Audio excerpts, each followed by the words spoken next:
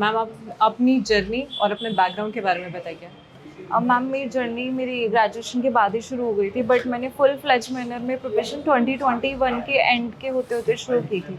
Sir ma'am मेरा background है, मैंने बीएससी ऑनर्स मैथमेटिक्स में किया है, उसके बाद मेरी मास्टर्स इकोनॉमिक्स में हुई है और करंटली मैं पीएचडी कर रही हूँ इकोनॉमिक्स में।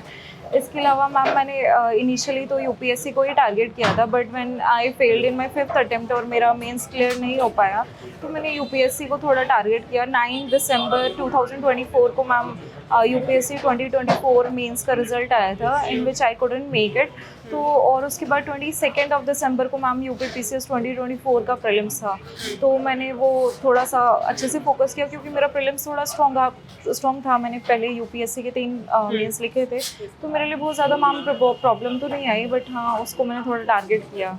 तो मैम अब सिंस आपने एग्ज़ाम क्लियर कर लिया, तो आपको क्या लगता है आपका प्लान बी को लेके अब क्या ओपिनियन है? मैम मुझे लगता है प्लान बी आपको डेफिनेटली कॉन्फिडेंस देता है। जैसे अभी मैं अभी यूपीएससी की अपनी प्रिपरेशन कंटिन्यू रखने वाली हूँ, बट एक जो स्ट्रेस था, जो मेंटली मतलब बहुत प्रेशर और बर्डन बन रखा था कि अभी तक कुछ लाइफ में नहीं हो पा रहा है और कंटिन्यूसली फेलियर्स मिल रहे हैं, तो वो चीज़ मैम मेरे को बड़ी ऐसे लग रहा है कि बहुत रिलीफ मिला। और मुझे लगता है कि अब आने वाले टाइम में मैं यूपीएससी को थोड़ा अच्छे से फोकस कर पाऊँगी, जो मैं पहले शायद नहीं कर पा रही थी।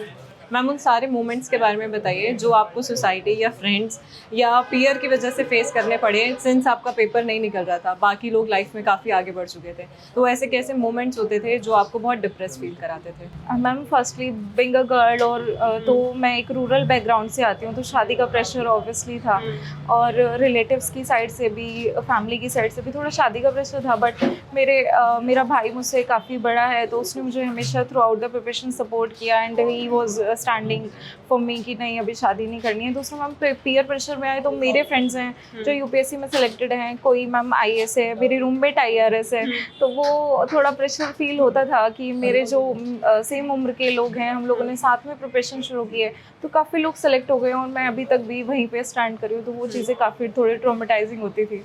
तो मैम आपको लगता है कि यूपीएससी को ज़िद ना बनाए रखना और अपने लिए आपने ये प्लान बी चुना, तो आपको आज ये फाइनली मोटिवेट और अच्छा कॉन्फिडेंट फील कराता है? यस मैम डेफिनेटली, वो तो बहुत ज़्यादा मुझे लगता है ये सपोर्टिंग था कि प्लान बी भी, कभी कभी लगता है मुझे कि प्लान बी भी इतना बुरा नहीं होता जितना हम लोग सोच के चलते हैं।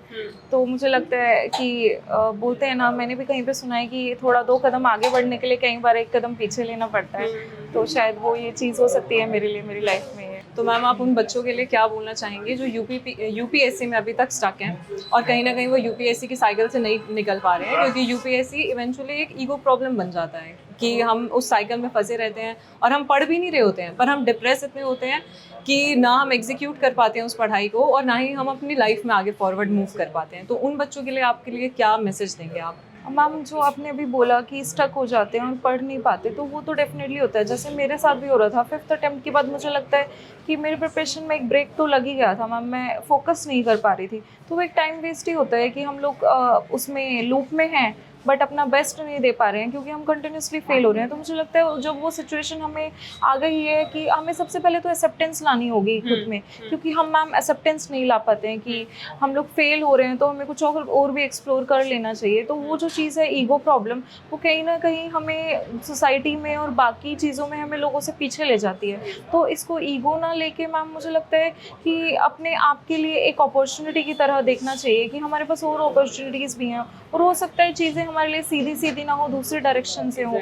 तो वो चीज़ें मुझे लगता है करने में कोई ईगो प्रॉब्लम ना लेके इसे अपने थोड़ा पर्सनल ग्रोथ की तरह देखना चाहिए। Many many congratulations Puja. Thank you.